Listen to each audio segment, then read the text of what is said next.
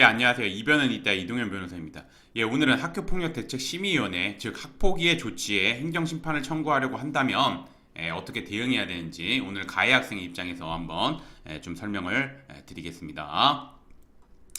제가 이제 오늘의 주제를 선택하게 된 이유는 이제 학폭위 조치를 받고 난 다음에 이제 그 조치를 좀 받아들일 수 없어서 행정심판 청구를 한다고 하면서 저한테 이제 연락 오시는 분들이 많은데 그거에 대해서 간략하게나마 답변을 드리고자 이제 오늘의 주제를 선택해 보았습니다.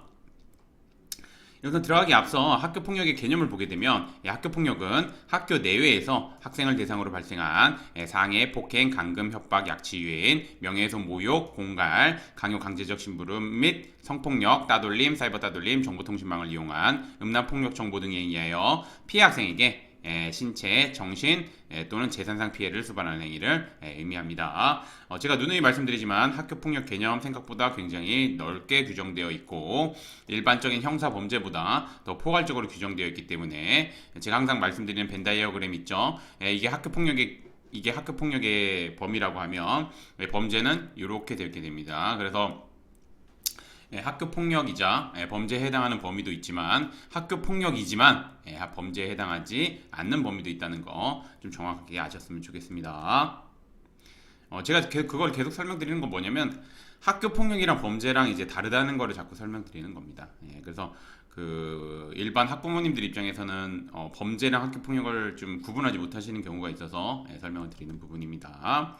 그럼 이제 오늘의 주제인 학교폭력대책심의위원회의 조치, 즉 학폭의 조치에 행정심판을 청구하려고 한다면 가해 학생의 입장에서 한번 보게 되면 학교폭력대책심의위원회 조치에 행정심판을 청구하려고 한다면 가장 먼저 해야 되는 게 뭐냐면 학교폭력대책심의위원회 회의록을 빠르게 확보해야 합니다. 확보해야 하고 그런 다음에 학교폭력대책심의위원회에서 학교폭력이라고 인정한 이유, 그 다음에 가해 학생에게 그러한 조치를 내리게 된 이유, 뭐 심각성, 지속성, 고의성, 반성 정도, 화해 정도 이거 각각 어떻게 판단했는지 요거에 대해서 꼼꼼히 검토해야 됩니다. 확인하고 검토해야 됩니다. 그래서 요 두 가지로 다툴 수 있는데 만약 상대 학생에게 학교폭력을 행사한 사실이 없음에도 불구하고 학교폭력이라고 인정이 됐다면 즉 억울한 경우겠죠. 그러면 주변 학생들의 진술서, 그 다음에 뭐 상대 학생과 주고받은 메시지 내용, 그 다음에 뭐 CCTV 영상 등 이런 객관적인 자료를 바탕으로 해가지고 상대 학생에게 학교폭력에 해당하는 행위를 하여 신체 정신, 재산상 피해를 준 사실이 전혀 없다는 점에 대해서 법률적인 관점에서 합리적으로 주장해야 됩니다.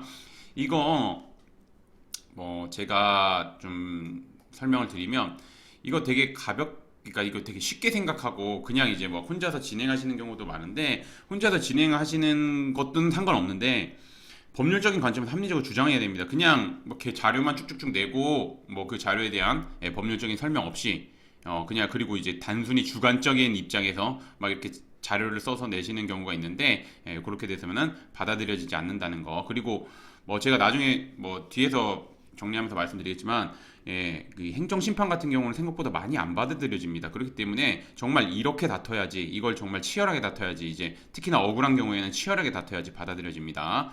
그거 좀 정확하게 하셨으면 좋겠습니다. 그래서 혼자 대응하는 거는 좀 제한이 있습니다.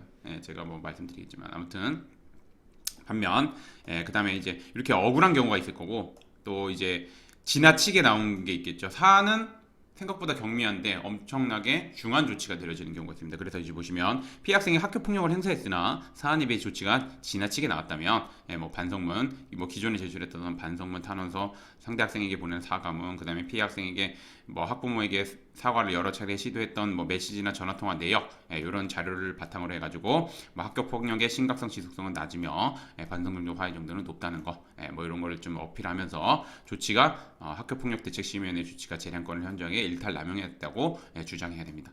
당연히 이것도 법리적인 관점에서 합리적으로 주장해야 됩니다. 그리고 다시 한번 말씀드리지만 행정심판 생각보다 많이 안 받아들여집니다. 즉 기각되는 경우가 많기 때문에 받아들여지게 하려면 정말 준비 잘 하셔야 됩니다. 객관적인 자료도 준비 잘 하셔야 되고 그걸 이제 법리적으로도 잘 풀어 나가야 됩니다.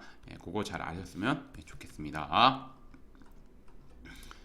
그럼 이제 오늘의 주제를 좀 마무리하면서 학교 폭력 대책 시민의 조치에 불복하는 경우 받아들여지지 않는 경우가 많기 때문에 특히 행정소송이나 행정심판 받아들여지지 않는 경우가 대부분이라고 보시면 됩니다. 그렇기 때문에 그거를 받아들여주게 하려면 여러 객관적인 자료를 바탕으로 법률적인 관점에서 합리적으로 주장해야지 이제 원하는 결과를 얻을 수 있습니다.